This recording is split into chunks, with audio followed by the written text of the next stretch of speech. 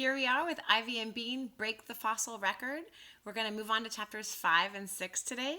When we last left Ivy and Bean, Bean was trying to break a world record by screaming so loudly and high pitched that she could break some glass, and she was trying to break one of her sister's precious glass animals.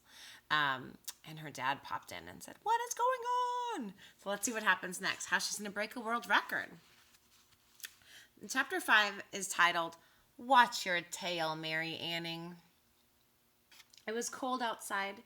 The two girls squished into Bean's tiny playhouse. "How long do we have to stay out here?" asked Ivy. "I don't know. He said until dinner, but I don't think he meant it," Bean sighed. She knew he meant it. "Is your mom home?" "Not yet. I don't think." "Bummer." "He'll let us in if it starts raining, won't he?"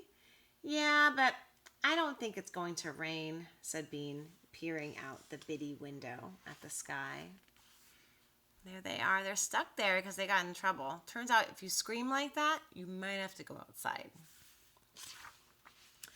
"Mary Anning used to go out hunting for fossils in storms. She didn't mind," said Ivy.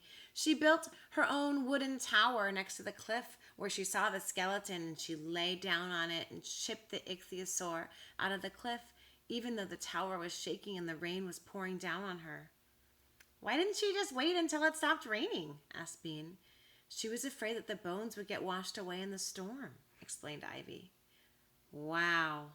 Bean pictured herself lying bravely on top of a shaking wooden tower with rain falling in her eyes. "It took her a year to get the whole body out," Ivy added. "Chip, chip, chip, a tiny bit at a time." "A year?" yelped Bean. "Didn't she get bored out of her mind?" "No," said Ivy. "It takes a lot of patience to dig up fossils." She sat up and peered out the other bitty window of the playhouse. "Dinosaurs lived all over, you know." "I know. There were dinosaurs around here, too. Not ichthyosaurs, but other kinds." "Maybe just little ones," said Bean. "Maybe just little ones," said Ivy. "But still, dinosaurs." "I've always liked those little ones with the deadly claws," said Bean. Mary Anning found fossils right on the top of the ground, but sometimes they're buried deep in the dirt. "We might have to dig for a long time before we find one." "That's okay. We're patient," said Bean. She was beginning to get it. That's the kind of dinosaur that Bean likes. "Where do you keep your shovels?" said Ivy. Bean loved to dig. Her shovel flashed and dirt flew through the air. Soon there was a nice wide hole next to the trampoline. Ivy knelt beside it and ran her fingers through the dirt. "We have to inspect every bit of it," Ivy said. "Even slivers of bone are important to paleontologists." "What's that?" "That's us," said Ivy. "The people who dig up dinosaurs are called paleontologists." "Cool." Bean felt cheerful. She loved the crunch of her shovel as it went into the earth. She loved hurling the dirt behind her without looking. Whee! "Hey, watch out! You got dirt in my hair," cried Ivy.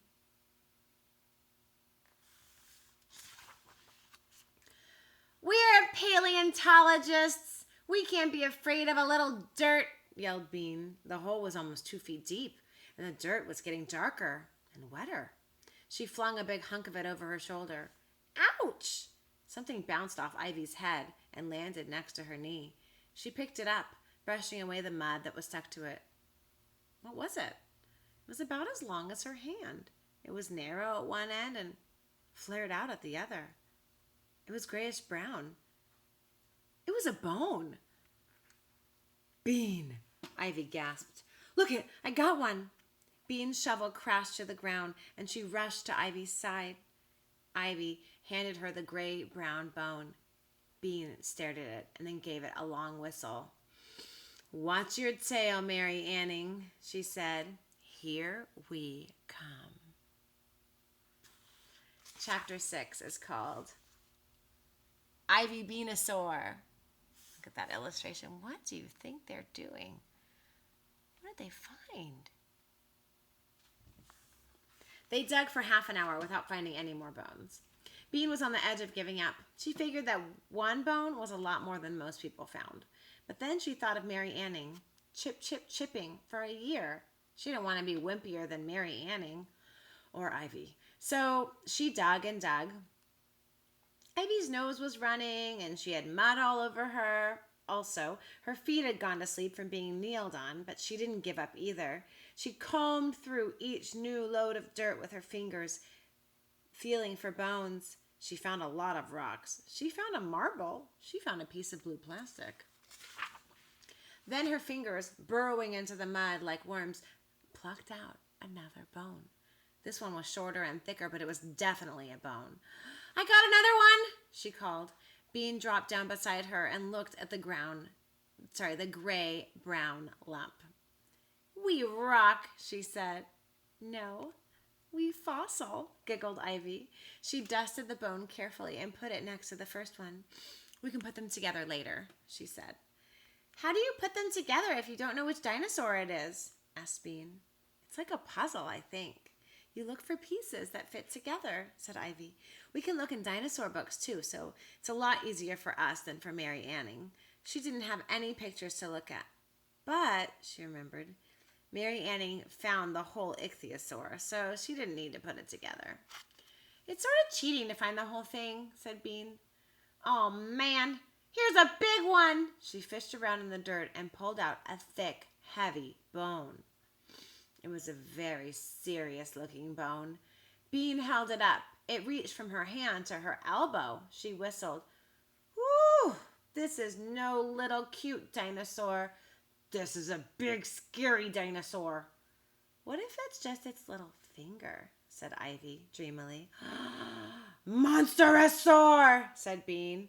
"Ivy Beanosaur," said Ivy. "You're supposed to name them after the person who discovered them." Bean giggled.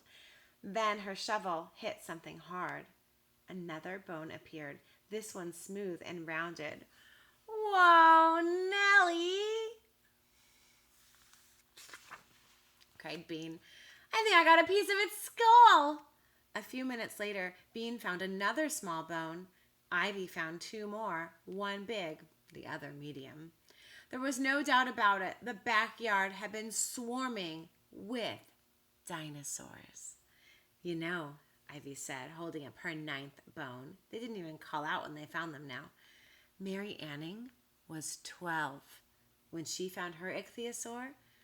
We're only 7. We're probably the youngest paleontologists in the world." Bean stopped digging and leaned on her shovel. "The youngest paleontologist in the world? Ivy, you know what that means?" "Huh?" "It means we're record breakers." Ivy stopped rubbing dirt. She and Bean grinned at each other. "Youngest paleontologist in the world," said Ivy. "That's way better than spoons." By the time Ivy had to go home, the girls had found 17 bones. They were all different sizes, but they were clearly from the same dinosaur because they were all the same shade of grayish brown. There is Bean imagining what could happen if they break that world record. We'll see what happens next. There's a little bit more to chapter 6. Bean's father called her in for dinner. Bean washed off most of the dirt and sat down at the dining room table. She smiled, thinking about the dinosaur skeletons she and Ivy were going to build. They were totally awesome. They would probably be on TV. Her parents would have to let her watch TV if she was on it. Bean noticed that Nancy was sneering at her. She was still mad about the octopus. "If I ever catch you looking at one of my glass animals again, you'll be sorry," Nancy hissed while their father served up their pasta. "What am I supposed to do? Put a blindfold on when I go in your room?" "You're not supposed to go in my room," said Nancy, "because it's my room. Daddy, can I get a lock on my door?" "No," said Dad, bringing in their bowls. Bean stared at her pasta. It looked funny, but she decided not to say so. "This pasta looks weird," said Nancy. "That's what I thought, but I didn't say it," said Bean. "Mom says if you can't say something nice about your food, you shouldn't say anything at all." Nancy lifted one eyebrow and said, Little children who break dishes, steal other people's stuff, and screech their brains out have no right to talk about what other people do. How about if we don't talk at all for a little while? Suggested Dad. Fine with me, said Nancy. Oh, by the way, this is what Bean's thinking about during dinner. Fine with me, said Nancy. Me too, said Bean. So she didn't tell them anything about the amazing dinosaur find in the backyard. Serves them right, she thought. I'll be the youngest paleontologist in the world, and they won't even know it.